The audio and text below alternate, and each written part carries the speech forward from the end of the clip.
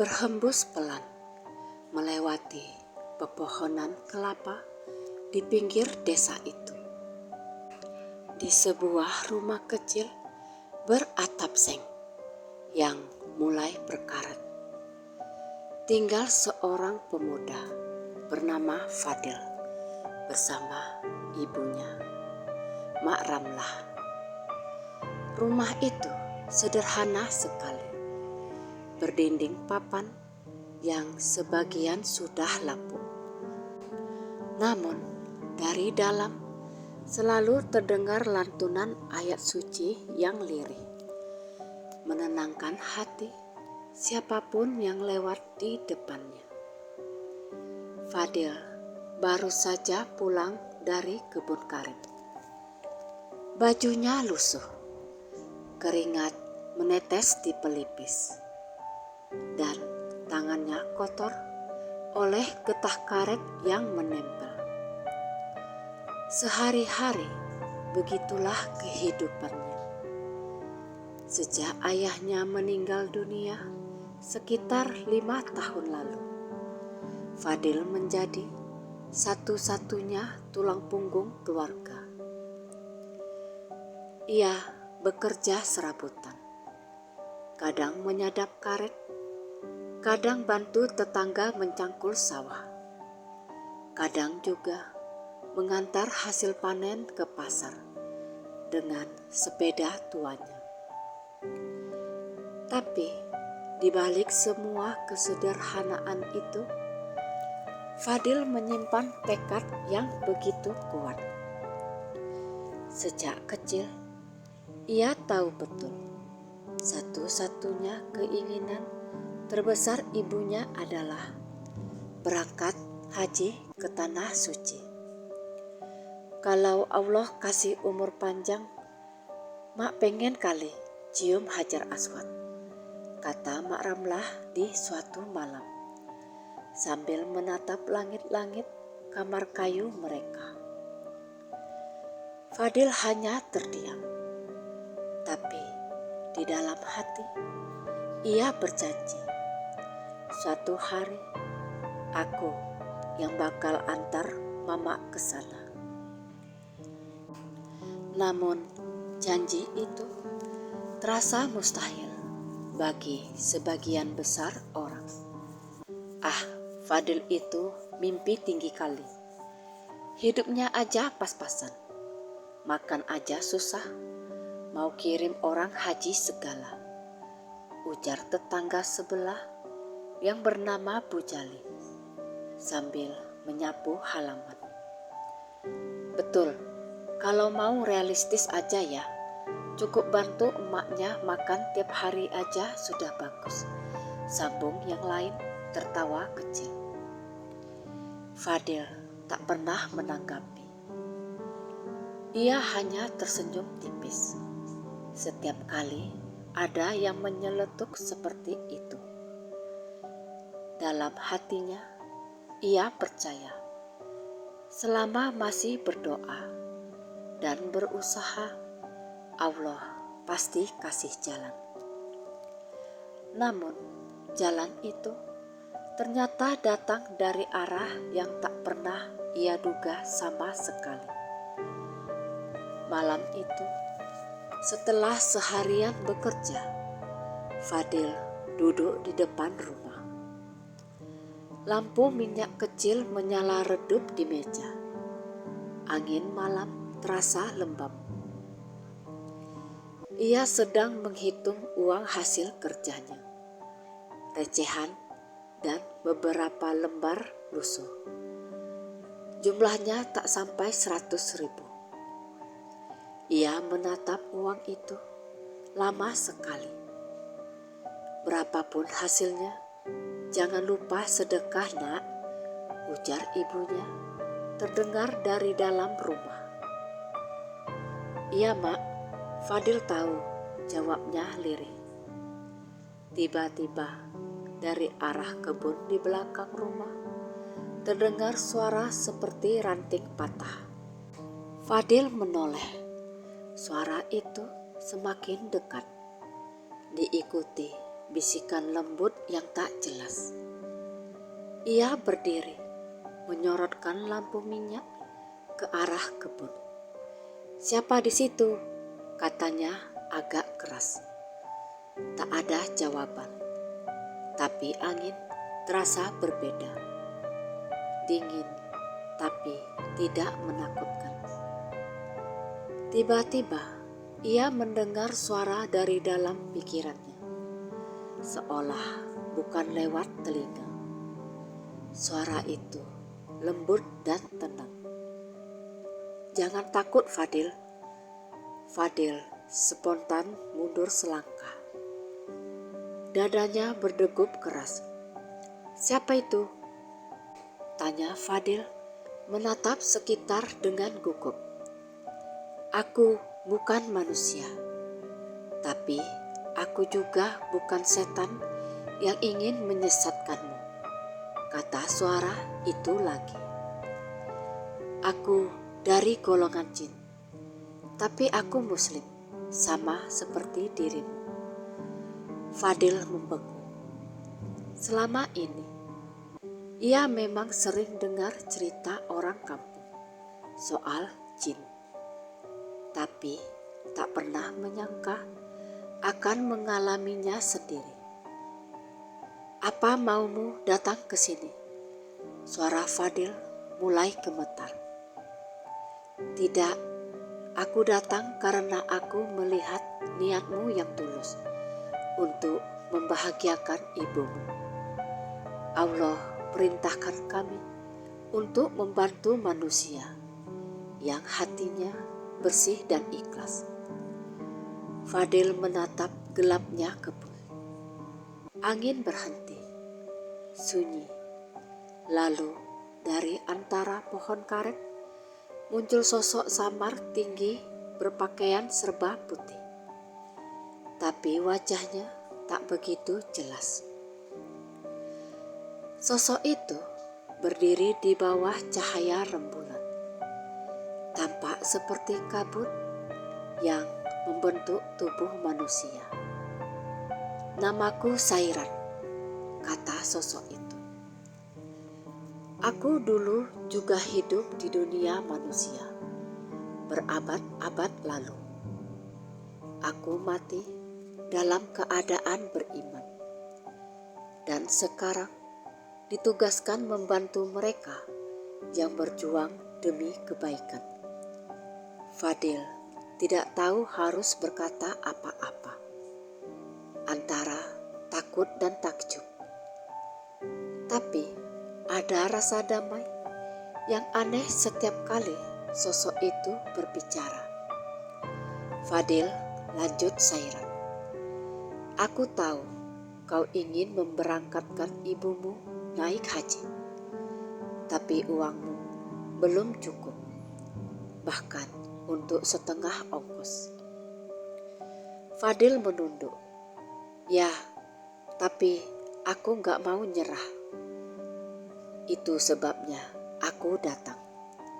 Aku ingin bantu," ujar jin itu dengan tenang. "Bantu? Tapi gimana caranya? Rezeki manusia bisa datang lewat jalan yang tak terlihat. Aku bisa membukakan jalan itu. Tapi kau harus berjanji, apapun yang terjadi nanti, kau tidak boleh sombong dan tidak boleh lupa pada Allah." Fadil mengangguk mantap. "Aku janji." Malam itu, Sairan menghilang begitu saja. Fadil sempat berpikir, apakah itu hanya mimpi? Tapi keesokan paginya, hal-hal aneh mulai terjadi. Pertama, harga karet di pasar tiba-tiba saja naik 2 kali lipat. Fadil yang biasanya cuma dapat sedikit, kali ini membawa pulang uang lebih banyak.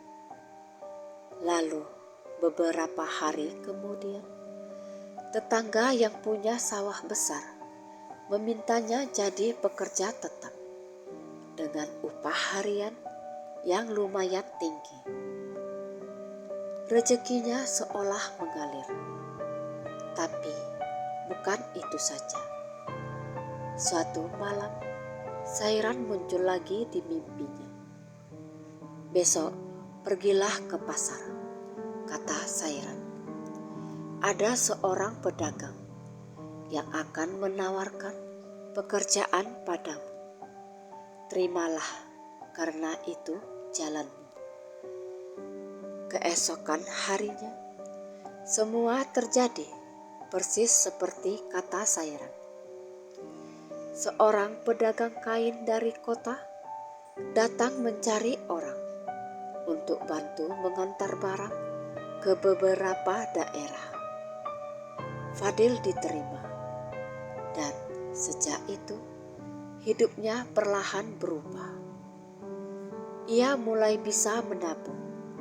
Sedikit demi sedikit, uang itu disimpan di dalam kaleng bekas biskuit yang diletakkan di bawah ranjang ibunya. Namun, tentu saja orang kampung mulai merasa heran. "Fadil sekarang banyak uang ya? Jangan-jangan dia ikut pesugihan," bisik seseorang di warung kopi. "Iya, dulu kere sekali. Sekarang dia bisa beli motor. Benar-benar aneh," kata yang lainnya menimpali. Gosip itu sampai ke telinga ibunya. Mak Ramlah sedih, tapi ia tahu anaknya tak mungkin melakukan hal-hal buruk. Fadil tak mau memperpanjang. Ia hanya berkata pelan, "Mak, biarkan saja orang ngomong apa. Yang penting Allah tahu niat Fadil."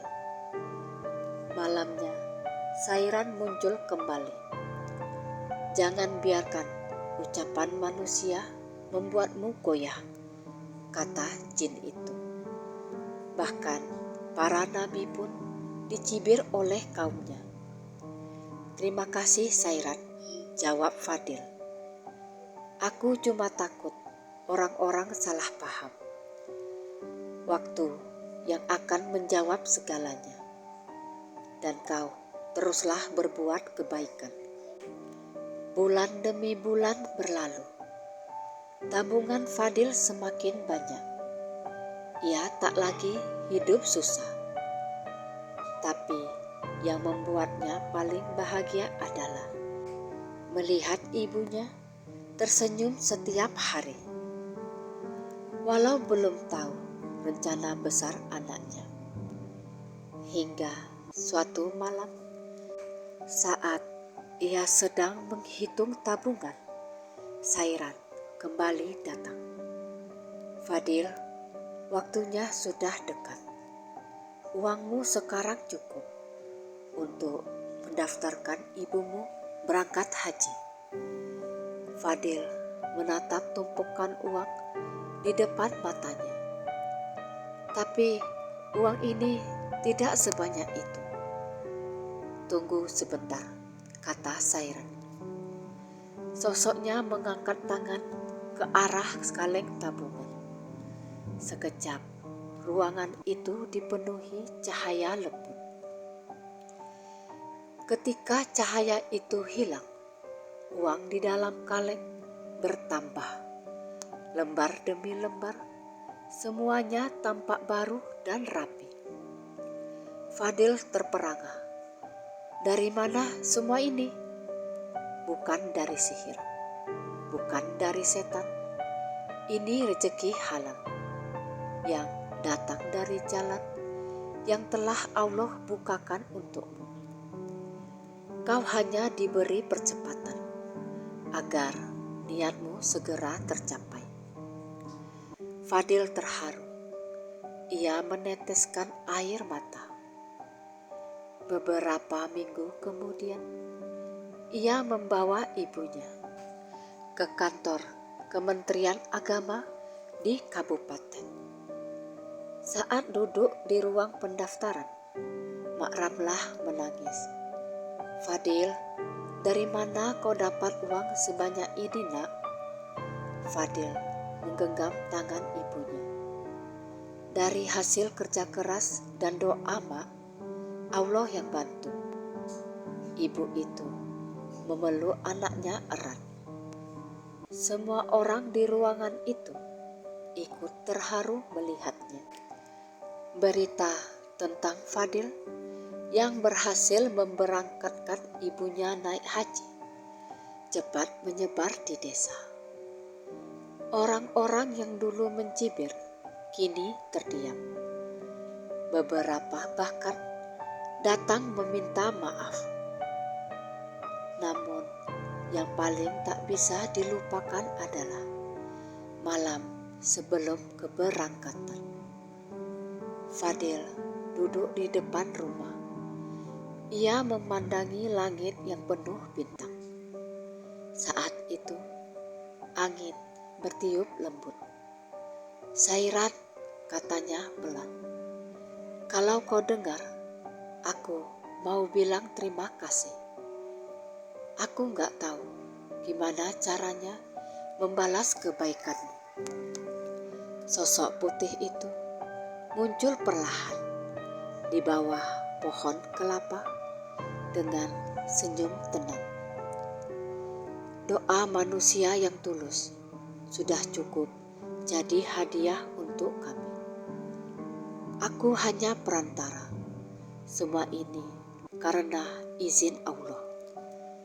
Setelah ini, apa kau masih akan datang?" tanya Fadil. Sairan menatapnya lama. "Mungkin tidak, karena tugasku sudah selesai.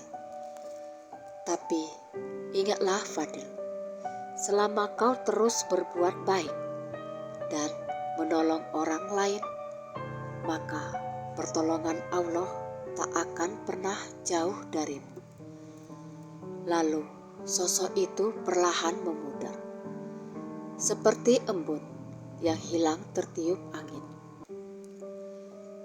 Keesokan harinya, seluruh desa mengantar Mak Ramlah berangkat. Fadil berjalan di samping bus yang membawa rombongan calon jemaah haji. Wajahnya penuh senyum dan air mata. "Doakan Fadil dari sana ya, Mak," katanya sambil menggenggam tangan ibunya. "Iya, Nak, semoga kau selalu dalam lindungan Allah," jawab ibunya dengan suara bergetar. Bus itu perlahan melaju. Fadil berdiri di pinggir jalan, menatap sampai kendaraan itu hilang di tikungan. Angin siang terasa hangat, membawa rasa syukur yang sulit dijelaskan dengan kata-kata. Sejak hari itu, hidup Fadil berubah. Ia tak lagi dicibir orang-orang. Malah banyak warga yang datang minta doa dan minta nasihat. Tapi Fadil tetap rendah hati. Ia tahu semua ini bukan karena dirinya yang hebat, melainkan karena ada campur tangan Tuhan lewat makhluk yang bahkan tak bisa dilihat mata biasa. Malam-malam berikutnya, ia sering menatap kebun karet di belakang rumah. Tempat pertama kali ia mendengar suara itu. Terkadang ia senyum-senyum sendiri. Kadang-kadang ia meneteskan air mata haru. "Terima kasih, Sairan," bisiknya setiap kali angin berhembus pelan.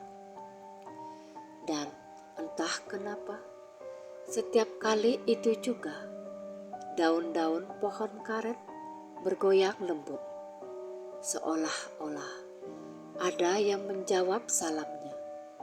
dari dunia yang tak kasat mata. Tahun berikutnya, ibunya pulang dari tanah suci dengan wajah bercahaya.